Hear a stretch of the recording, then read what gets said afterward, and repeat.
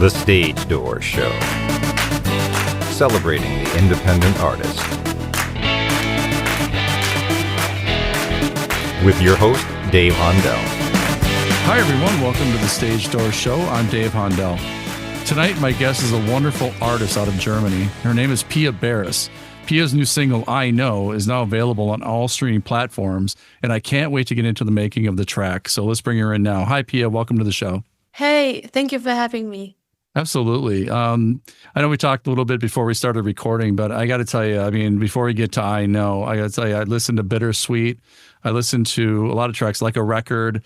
You have a really good sound. I love the videos that you make as well. You know, it's nice. And the one thing I notice is, you know, a lot of artists, you know, will have a track out, but they won't really support it with videos. And I love that you do that. And, you know, so talk about the making of those videos. Do you use the same director? Do you direct them? What's your process of making videos like that? First of all, thank you for acknowledging that because I do put a lot of effort into them. So it means a lot that you point that out. Actually, the ideas just most of the ideas come from me. And it always depends on the song as well. Like for Bittersweet, I organized a full-on music video. For Like a Record, I just edited it myself because I thought it was a nice idea to like include my community as well. So I recorded like a little fan video. And yeah, so I always record what comes to mind, actually. You know, a lot of people in your videos too. I mean, are these you know, people like friends of yours, or are these people acquaintances, other singers? Because you have some really like energetic people in your videos. It's great. And it's choreographed sometimes. So, you know, talk about that process. That's pretty cool. Yeah, so it's always different as well. So for the music video, I had 2 dancers, which was very fun. And also for my latest single, I just asked some dancers that I knew if they wanted to join me for this project, and we just put together a cute dance, which was very fun. And for the fan video, I just asked some people from my community if they wanted to send me a video, and they did. So I edited it, and that's it. And very well done. I mean, I really liked, you know, and I also saw there was a video of you performing on a television program in Germany. And you know, it's funny because I was watching you sing a little bit, but I was concentrating on the people in the crowd, like the audience, and their reaction to your music was fantastic. There was not one person in that audience, which was like a couple hundred people. It looks like maybe 300 people. They were all just loving everything. They were dancing. They were getting into your songs, your music. And that must have been a great, gratifying thing to see afterwards, you know, the reaction you were getting from your song, Bittersweet, because that was amazing. Talk about that situation. That was great. Yeah, so that day, I still remember it was so fun. I was just so happy that I got the opportunity to perform on TV, especially because it was like my TV debut, so I was very happy about it. And the moment the music started playing, I just heard the audience like clapping like in rhythm, and I was just like, okay, this is gonna be so fun. And yeah, I just had the fun of my life. Honestly, it was so fun. One of the things I wanted to ask you, because, you know, I occasionally interview somebody from overseas. We're located near Philadelphia here in our studio, but you know, I interview people from the UK. You know, one person from Greece, another person from Germany, before you, and one person from France. But the one thing that, you know, I talk to artists that travel over there too and tour in Germany and you know, over in Europe, and they just absolutely love going to tour there because the folks in those countries in Europe really appreciate the music and really appreciate not just the music, but the making of it, the people playing the instruments, the writing of it. They're interested in everything about the song, and they'll follow you throughout your entire career. You know, even to the end of people's careers, they'll still go and pack these, you know, auditoriums and arenas and stadiums, even if the people are 60, 70 years old. So talk about the love of music in Germany and all the countries there, because it just seems to me like it's really, you're students of music there, and the people really absolutely get into everything, all the songs, not just the hits, but every song. So talk about the music in your country and the popularity that it shows. Yeah, so I mean, music in Germany there's so many different things. Of course, there's also German music. The English music, I think like for what I do, I think it's very nice to have like the reactions I get, and I'm very appreciative of it as well.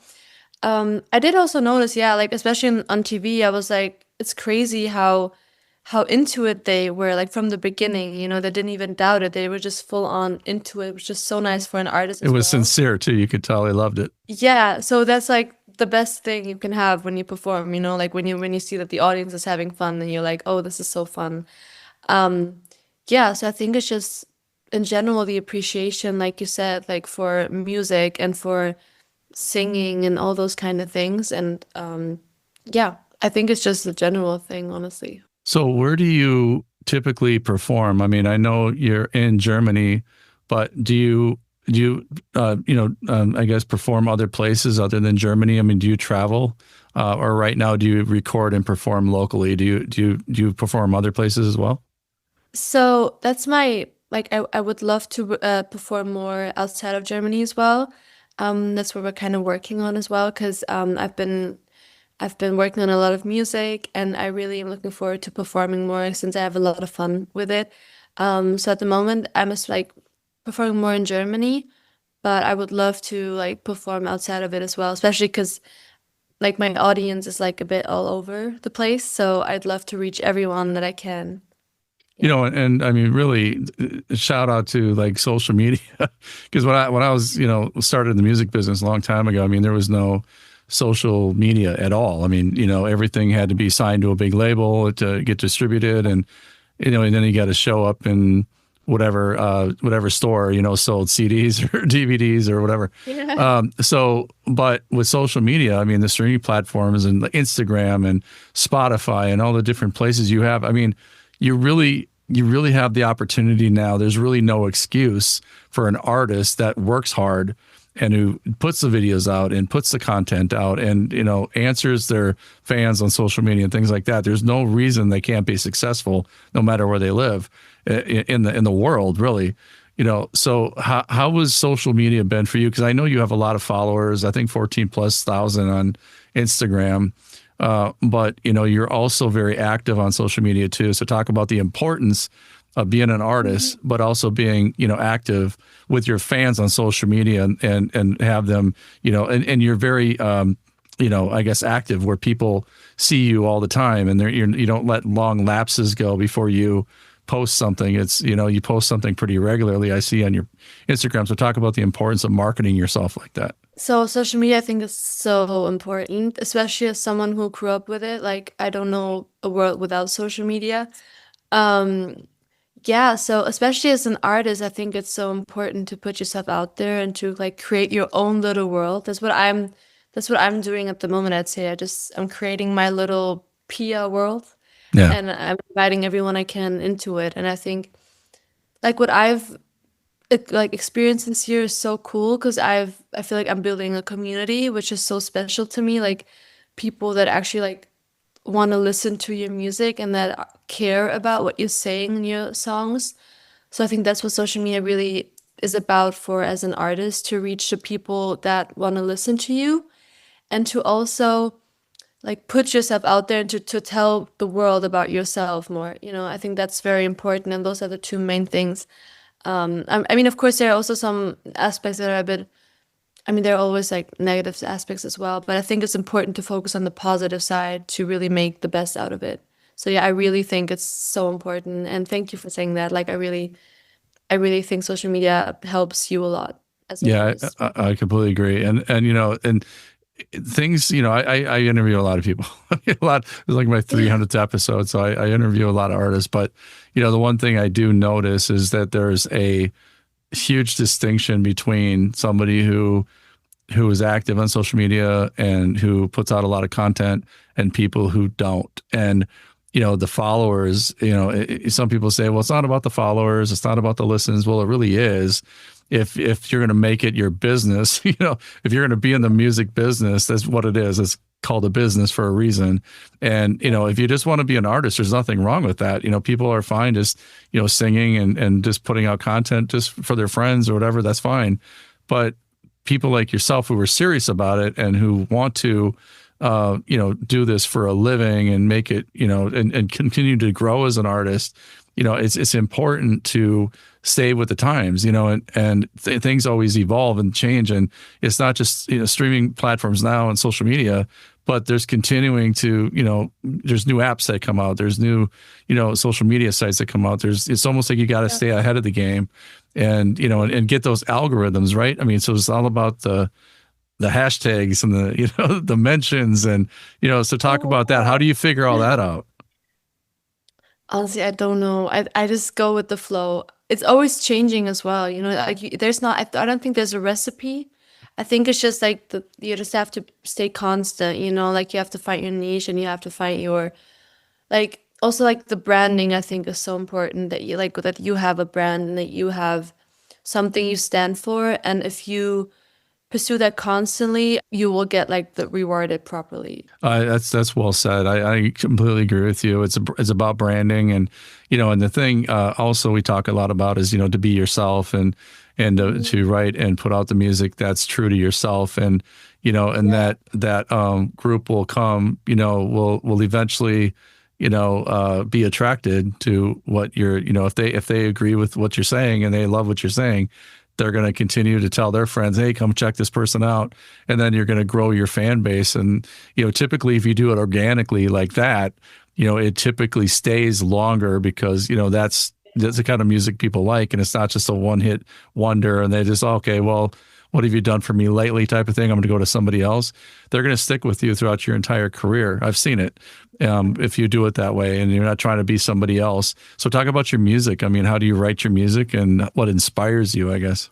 Yeah, first of all, also I agree that it's so important to have people from day one. And I just realized that as well at the moment, how special those connections are, and like that I know my community is so beautiful, I think, and it's so special, and I really can't wait to expand that. Yeah, like how do I write my music? So I write my music very differently, I'd say. It always depends. So if I'm in a session, like in the studio, then it's mostly like it just happens. Like I just sing whatever comes to my mind, and sometimes I start off with chorus and then I just play around on the mic a bit, or we have an idea already or a concept and then we play around with that. But I think how it started for me was just playing around on the piano, because I started playing the keys when I was very little, like 5 years old, I think. And that's how I kind of discovered my love for songwriting as well. So that's how it all started. And yeah, I think that's my most intimate way to write songs. But it's always different. So it always depends on the topic I want to write about. It depends on the day. It depends about how I'm feeling. But I think what they all have in common is just that it should feel authentic. Yeah, for sure. I mean, I completely agree with you. And the other thing about being in Germany, I mean, there's besides the German music and pop music and all the different genres, and I think even country, I think, is big in Germany. If I'm not mistaken, country music has got a niche there as well. It's what I heard anyway. I don't know if it's true, but the reason I bring that up is, but there's a lot of like U.S. Army bases there. There's people from all over the world that are in Germany for whatever reason, whether they're in the government or whether they're in the military or whatever. So they have, there's a wide variety of, I guess, interests or likes that, from people that live there. So do you find that, your audience is kind of a broad range of people? It's not just, the young pop lovers, but it's also, people from all across. Because I was looking at that TV show and there was a lot of people. I noticed a lot of folks my age in their 50s and 60s that were dancing to your music. It wasn't just the young folks. So do you find a wide range of interest for your music? Yeah, I think that's interesting. I do, yeah, I think so. I think it's a very wide range. I think everyone can listen to it. Like when you feel the song, when you like the song, then you're part of the community. I don't think you should limit it to age, because I think it's just about the feeling, like if you feel what the artist is trying to say and if you feel connected, then I think that's so special, and then that's just what it is. I just try to reach as many people as I can and as many people who want to listen. So I'm happy about anyone. Like I'm happy about everyone who cares about it, because that's what I want to do, to like to reach people that needed, or people that hear the song and be like, oh, you make my day better, or Yeah. There's nothing more gratifying than to have you made somebody's day because of your song and your music. I mean, that's got to be the best feeling in the world. Yeah, I mean, that's why I started, like why I wanted to be a singer, why I wanted to make music, because that's how music has like made me feel, like that's how I got like through bad days. It's by writing a song or by listening to my favorite album from top to bottom. So if I can be that for one person, then I'm so happy. And yeah. So talking about your favorite album, I mean, talk about some of the influences that you have. Like, who do you like to listen to when you're not writing your own music? Yeah, I have a lot of influence. So I've always been influenced by the modern pop scene, obviously, but I also draw a lot of inspiration from the music of the 2000s, I'd say. Also a lot of R&B, a lot of neo soul, like that kind of world. Yeah. I think my main like influences at the moment, or basically I started off like Disney and Nickelodeon were like my influence as a child. But when I got like a bit older, like I don't know, like middle school, I also like Ariana Grande, I think, has been a big influence for me. But I love like all the pop girls, from that time. But yeah, in general, that whole scene. I think Thank You Next is such a good album as well. I think After Hours by The Weeknd is a great album as well. Like the production in that album is insane. I think those are my top two. But honestly, I'm influenced by so many people and there's so much music happening. Also R&B, I think, is so special because of all the runs Yeah. and riffs. I do feel like I have a passion for that. Like I feel like, like the improvisation, just coming up with riffs and runs that feel natural to you is so cool, and it's so much fun to just sing whatever you feel, which I love about like the R&B and neo soul world. But I also love the whole dancing and the whole feel good about pop. Like it both has like characteristics that I really adore. So yeah, it's very difficult to say that there's one thing that inspired me, because I think so many things have. Also because my sister, I mean, she's like she was born in the 90s, so she influenced me a lot with like the 2000s world. So I grew up with that as well. It's like my main influence, I'd say. Yeah. You mentioned production when you mentioned the Weeknd's album, but your production on your songs, it's really well done. Like, let's talk about I Know, because that's your new album, or your new song, your new record. But talk about the making of I Know, because what I liked about it is the production value was really good. The engineering was really good. So talk about that, and how did that process go? Because it was, like I said, it was very clean, really, really well done. Thank you. That means a lot. I know. So how this song started, actually, I wrote it like a year ago. Like I started writing the verses and the pre. Yeah, I had the verses and the pre set. And then I was in the studio last year as well, like a few months after I started writing the song. I had like a different hook, completely different hook, similar but different. Yeah, and then we completed like one song and we wanted to start another one. I just always wanted to complete that song in the studio, because that's also a way how I like complete my songs, like by writing it in my room and then finishing it in the studio, because obviously it needs to be recorded in some way. Then I just played in some chords, and in my head I was like singing the melody to the verses.